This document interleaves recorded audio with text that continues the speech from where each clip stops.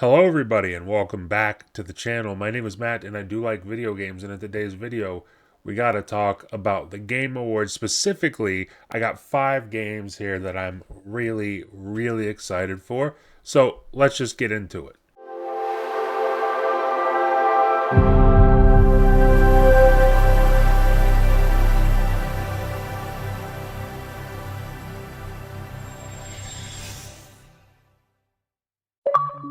So I don't know how long this video is going to be. All I know is that there are 5 games here that I would like to talk about in this video. Some I'll talk about more than others, but there are 5 games here I do want to talk about. I'm very excited for them. And up first, we're going to kind of kick it off the way they kicked off the show, which was with Witcher 4.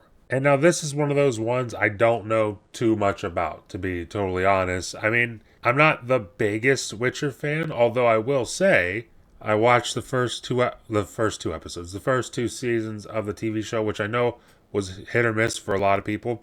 And then I also played Witcher 3. Witcher 3 was amazing. And funny enough, the first time I played Witcher 3, I did not like it. I played it for like 3-4 hours, maybe 5 hours. I tried to like it, and for whatever reason it didn't click. And then I came back like a year or two later, right before the Series X came out, and I played it, loved it. Game is amazing. So I'm really excited that they announced The Witcher 4. It does look, in fact, I'm pretty sure it's confirmed at this point, that Ciri is the main protagonist in this. And I'm not mad about that, because if you played Witcher 3, Geralt's awesome. Obviously, Geralt's awesome. Everybody loves Geralt. It's not taking anything away from Geralt. But if you played Witcher 3, playing as Ciri was really badass. Like, it was really badass when we got to play as Ciri. So to have a whole game playing as Ciri has me very excited. And I will say there's not a whole lot that I can glean from this whole, announcement or showing, because the only thing that's really there is that, hey, Witcher 4 is happening. And we already knew that Witcher 4 is happening, but there was a heavy focus on Ciri. We saw a little bit of combat. Granted, it wasn't in-game. It wasn't gameplay stuff. This was all, like, rendered. I think they said it was in-engine. And also, funnily enough, they said it was in-engine running on an unannounced GeForce RTX card. So a 5090, who knows at this point. But the game looked really cool. I think the trailer set the tone for what we can probably expect from the game. And who knows when it's going to come out. That's probably my only gripe with this, is because when Jeff was setting up this announcement, he was saying, we'll have plenty of things to show you that are coming in 2025, but we also wanted to reach into the futures, I think how he said it, and show you games coming in the next decade. And the fact that he said next decade, right before he showed off The Witcher 4, this might be a Cyberpunk situation. If I'm not mistaken, Cyberpunk was shown originally, like, what, 2012 or 2013? And it didn't come out until 2020, right before the consoles. So this could be one of those situations where we're waiting a while. So I'm not expecting anything from this game anytime soon, but it is very cool that they put something together to show us at the Game Awards. And now we got to talk about Elden Ring, Night Rain, because this one is pretty funny.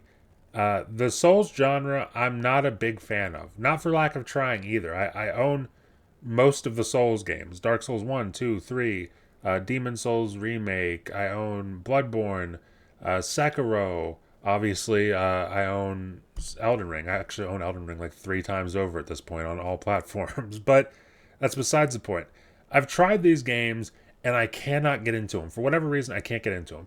And 2022, Elden Ring came out, and for whatever reason, it clicked with me. One of my most favorite games of all time. In fact, probably my favorite open world game since Skyrim, which is high praise for me because Skyrim is my favorite game of all time, period. But absolutely love the game. Fast forward to this year, and we got Shadow of the Erdtree. Listen, I'm sure Shadow of the Erdtree is great, but I wasn't dying to hop back into Elden Ring and get my ass kicked and relearn things all over again. So I kind of just put it to the side. I haven't played it. I don't know when I'll play it or if I will play it.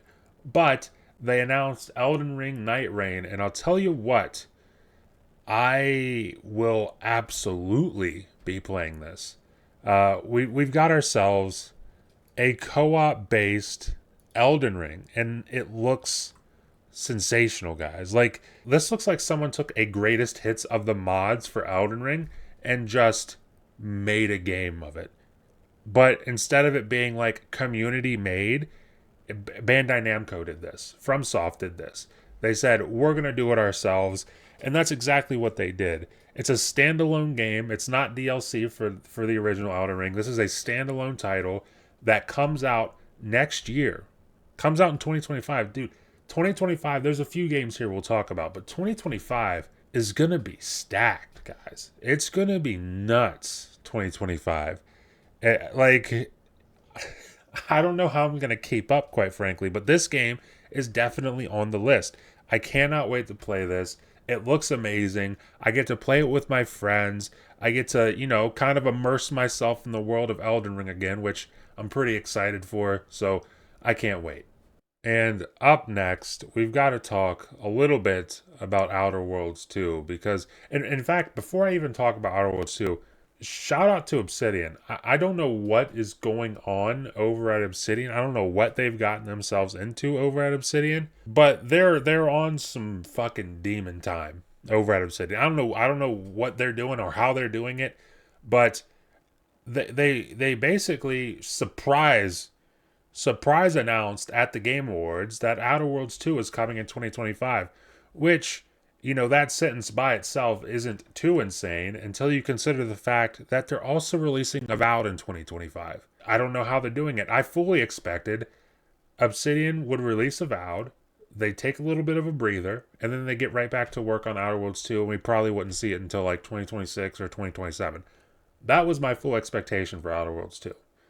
So the fact that they're here at the Game Awards saying, yo, we're releasing this and Avowed next year. The original Outer Worlds was incredible. If you haven't played it, if you like RPGs, Choice and Consequences, really good companions, really good stories and all that stuff. If you like just doing fun, goofy shit, making bad decisions and everything, or making good decisions, whatever the case may be.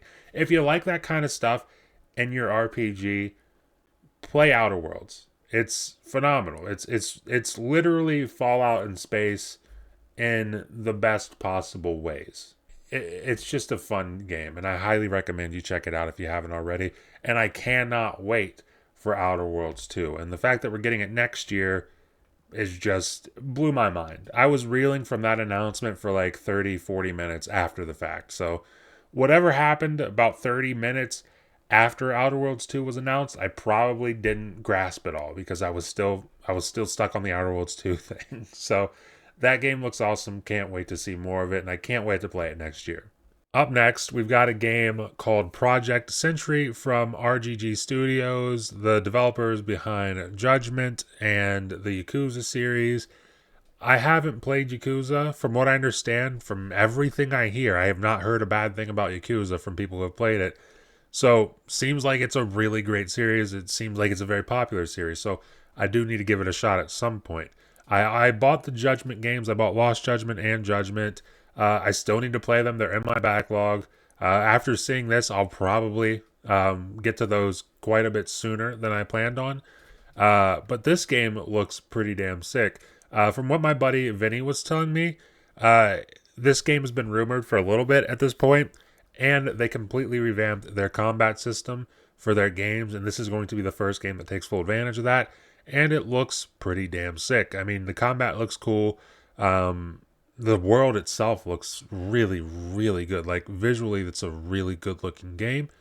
And on top of that, it's pretty over-the-top violent, which I'm a psychopath, and I love those kind of games. So already, that's right up my alley. I'm looking forward to seeing more on this game, and I can't wait to play it whenever it does release. I don't think we got a window for this game. Maybe I could be wrong on that. Let me double-check here. Yeah, we did not get a release date for Project Century, but nonetheless, I'm totally okay with that. I know they're also coming out with another game next year that I'm excited for, which is that Pirate Yakuza game. Looks absolutely batshit insane, so I'll probably be getting that as well. But yeah, I'm definitely looking forward to seeing more about this game. And then finally, we've got my final game, my fifth and final game for this list. There were a bunch of games that I really, really enjoyed seeing at this show, and a lot of really cool trailers, but I can only do 5 for this video, and the 5th and final one is Intergalactic: The Heretic Prophet. And this one is a little weird for me.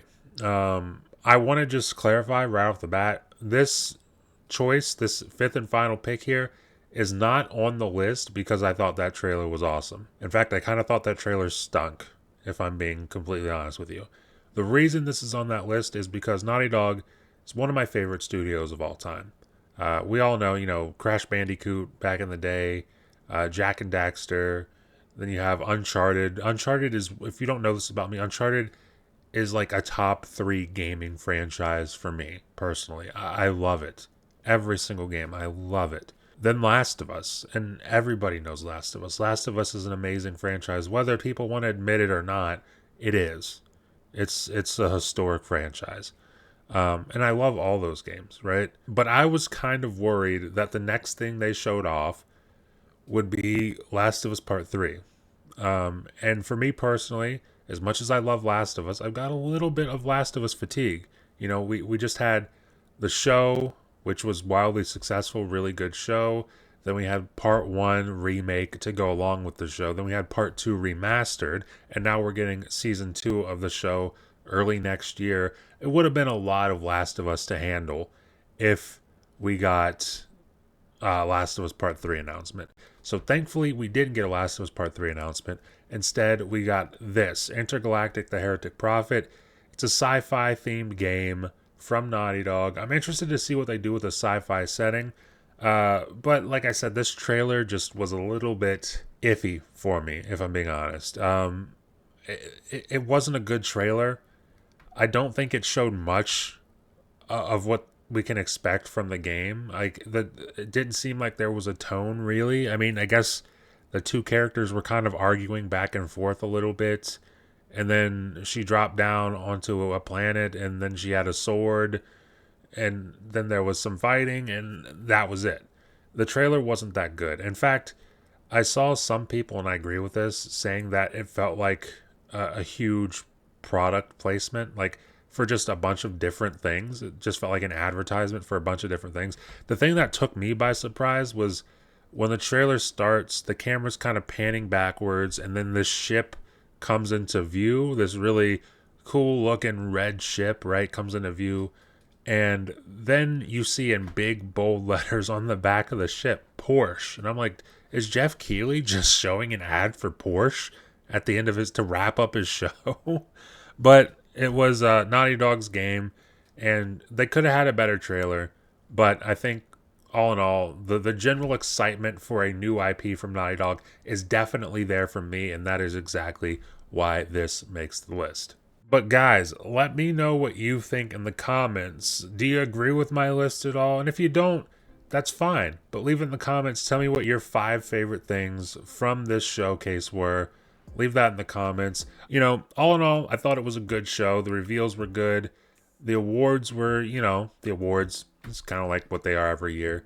But the reveals were good. I had a lot of fun watching it. And I'm looking forward to seeing a lot more from these games in the future. So, like I said, leave your top 5 in the comments below. Leave a like if you like the video. And if you're enjoying this kind of content and you want to stay up to date with it going forward over here on the channel, the best way to do that is consider subscribing.